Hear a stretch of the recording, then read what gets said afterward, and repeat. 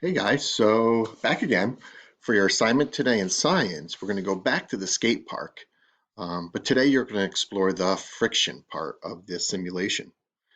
So below you'll find the link for the skate park. If you can click on friction this time, and again, we have the inclined plane, the ramps, we have our skater, we have our pie chart, our bar graph, the grid, the speed, we have the mass like yesterday, but what is new is this part right here, friction.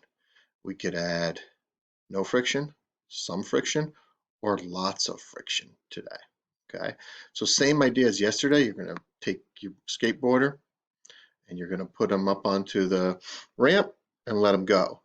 What's going to be really helpful though is if you start to click some of these items, such as the pie chart, the bar graph, maybe the grid, the speed. You can do all of them together. You can do one at a time if it helps you explore.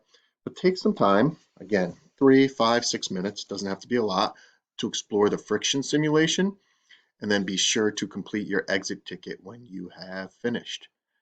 All right, boys and girls, have fun exploring.